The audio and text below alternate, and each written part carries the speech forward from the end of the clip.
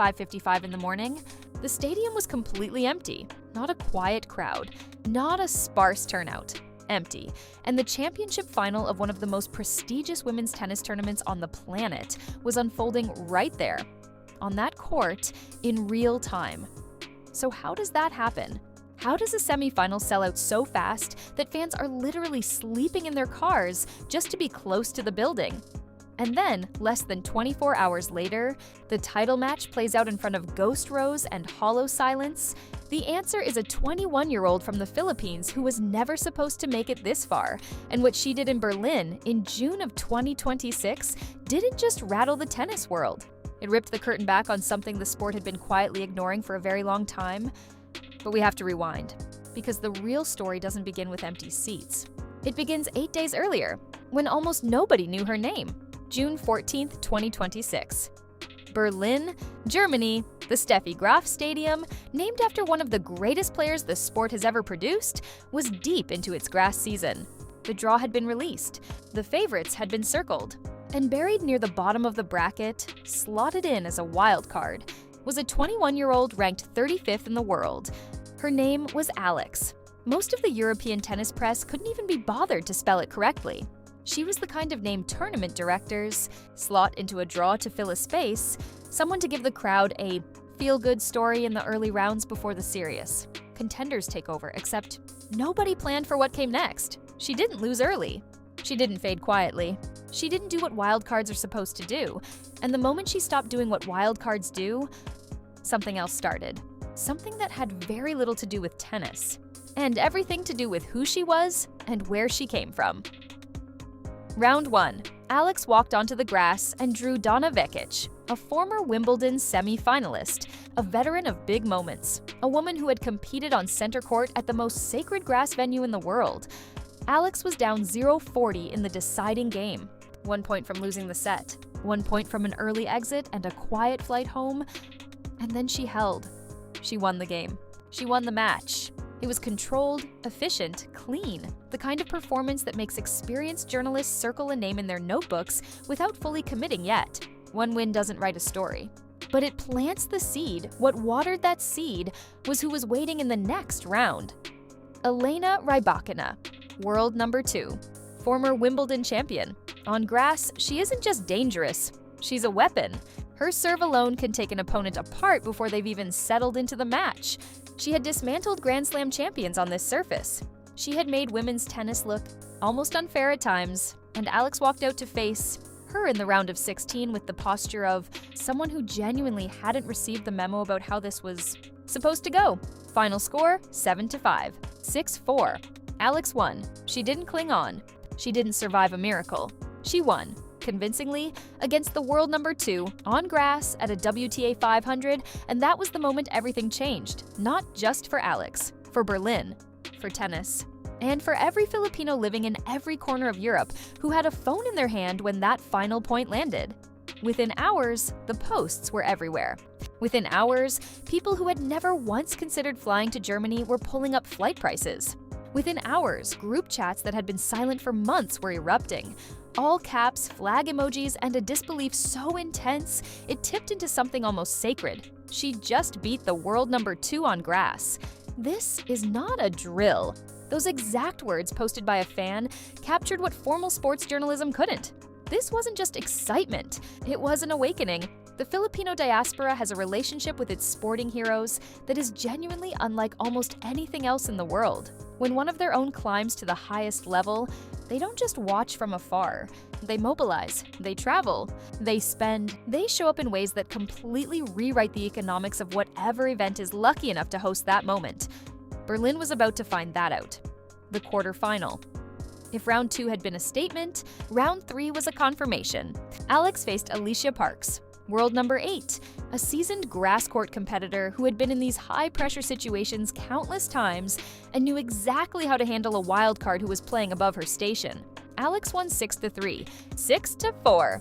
Straight sets, composed, almost, serene. She stood at the net afterward and said something in her post-match interview that stopped the whole room. Don't think there's any more pressure on me than there is on her, 21 years old. Quarterfinal of a WTA 500 against a top 10 player.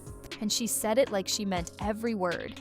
Because she did, and that belief was now radiating outward in waves, across a diaspora that stretches from London to Rome to Sydney to Madrid. Here's what nobody had prepared for. The ticket demand for the semifinals. Tournament staff looked at the numbers and genuinely thought there was a system error. WTA 500 events don't sell out in minutes. They don't produce queues wrapping around the building before 6 a.m. They don't trigger a secondary market with prices you'd normally associate with a Champions League final. But that's exactly what was happening. Filipino fans from across the continent were already moving. Nurses who had worked through the night booked morning flights. Students rearranged their exam schedules. Families who hadn't been in the same room in years made plans to reunite in the stands of a tennis stadium in Berlin because a 21-year-old girl had beaten 2 top 10 players on grass and showed absolutely no intention of stopping. The organizers did their best. They unsealed sections of the stadium that had been closed for years. They brought in more security. They arranged temporary seating. A spokesperson stood at a hastily assembled press conference and said something that will follow this tournament forever. The demand is unlike anything we have ever seen. We are doing everything we can to accommodate everyone. And still, the queues stretched down the street. Still, the fans came. One woman, a nurse from London who had followed Alex since she was 16, stood in that line with tears, already running down her face before she'd even gotten through the gate. "I never thought I'd get to see her live," she said. This is a dream. German newspapers put the images on their front pages. Local news crews arrived to film something their editors could barely believe. The stadium on semi-final day didn't feel like a tennis venue. It felt like a homecoming. Then the match started. Linda Noskova, 20 years old, Czech, and in possession of one of the most destructive serves in women's tennis. She had beaten Alex earlier that year in Indian Wells, 6-2, 6-1. Destroyed her. And the memory of that scoreline lived somewhere in the back of every Filipino fan's mind who had made the trip to Berlin. A quiet dread underneath all the noise. The thing nobody wanted to say out loud, because saying it might make it real. From the first game, something felt off. Not off in the way that tennis goes wrong when someone is simply outplayed. Off in a different way. Alex was moving strangely. Something in her shoulder, something in her elbow. The way she reached for certain balls. The way she flinched almost imperceptibly on heavy returns. Noskova's serve produced 9 aces. Her ground strokes were relentless, 33 winners. The scoreline built in a way that felt almost cruel, given the week that had just unfolded. 6-2, 6-4, 1 hour and 9 minutes. The dream was over. Alex walked off the court with her head up. That detail matters more than it sounds, because anyone who has ever poured everything into something enormous and watched it collapse at the final step, they know how hard it is to keep your chin level when everything inside you wants to break. She kept it level. She walked. She didn't look back. And in the stands, something happened that no sports psychologist or crowd management expert could have scripted. The Filipino fans didn't boo. They didn't leave. They didn't make any of the sounds you'd expect from a crowd who had crossed an entire continent for this moment and were now watching it end early. They stood up. They began to applaud, slowly at first, then building, then sustaining, a wall of sound that wasn't celebration and wasn't grief, but something in between. Something that doesn't have a clean name in any language, but felt completely unmistakable if you were there. Then, one by one, they filed out, quietly, deliberately, with the kind of dignity that comes from knowing that what you just witnessed, even in defeat, was extraordinary. Even in defeat was extraordinary. The final was the next day. Jessica Pegula versus Linda Noskova. World number 4 against the player who had just ended Alex's run. A genuine contest between 2 legitimate champions. On paper, it should have been compelling. On paper, the Steffi Graf Stadium should have been full. But the seats told a different story. The stands that had been physically overflowing just 24 hours earlier were now dotted with isolated pockets of spectators. Whole sections sat completely empty. The organizers had tried everything. Discounted tickets, giveaways to local schools, corporate outreach. Nothing worked, because the seats were never really about tennis, they were about her, and she wasn't playing. The final unfolded in an atmosphere one journalist described as surreal. Pegula won 6-4, 3-6 in a tightly contested match that deserved a full house and received something closer to a rehearsal crowd. The trophy presentation was brief. The applause was polite. A WTA 500 final, one of the most coveted titles on the women's tour, felt oddly hollow, simply because the person who had made the entire week matter wasn't on the other side of the net. In the crowd, watching the final that could have been hers, sat Alex, carrying a week that was simultaneously the greatest achievement of her career and a reminder of exactly how close she had come.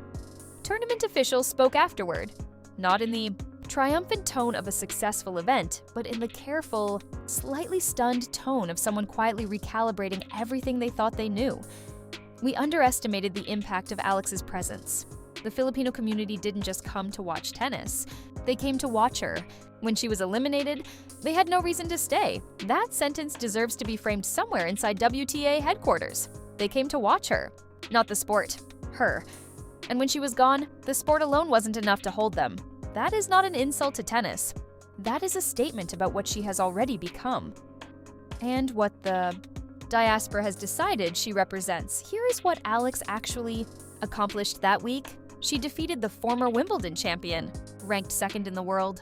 She defeated a top 10 veteran in straight sets. She became the first player from Southeast Asia in history to reach a WTA 500 semi-final on grass. She locked up a spot inside the world's top 30, projected to climb to a career-best ranking when the numbers updated on Monday. She earned prize money that puts her firmly at the highest tier of the sport, all of it as a wild card, at 21 years old. As someone who was supposed to lose in the early rounds and go home without much fuss, the gap between what was expected of her and what she delivered is not just impressive. It is historic, but the deeper story, the one that will outlast any ranking point or prize check, is what happened around her.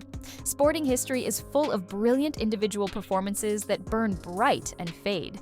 What separates the truly transformative athletes from the merely excellent ones is their ability to generate a gravitational pull that reaches far beyond whatever court or field or track they compete on. Alex has that pull, and she has it in a way the sport has rarely, if ever, seen from a Southeast Asian athlete at this level. The Filipino diaspora is one of the largest on Earth. Tens of millions of Filipinos live and work outside the Philippines, spread across every continent, embedded in cities from London to Los Angeles to Riyadh to Sydney. They carry their culture fiercely. They celebrate their identity loudly. And when one of their own rises to the top of something, they show up in ways that rewrite the rules of engagement for whatever event is hosting that moment. The Australian Open saw it earlier this year. The Dubai Open saw it. The Italian Open saw it. And now Berlin, every time the pattern is the same. Alex advances. The community mobilizes. Tickets disappear. Organizers scramble. Stadiums fill with Filipino flags and chants loud enough to shake the press box. And every time, the tournament officials look faintly surprised, as if they haven't been watching.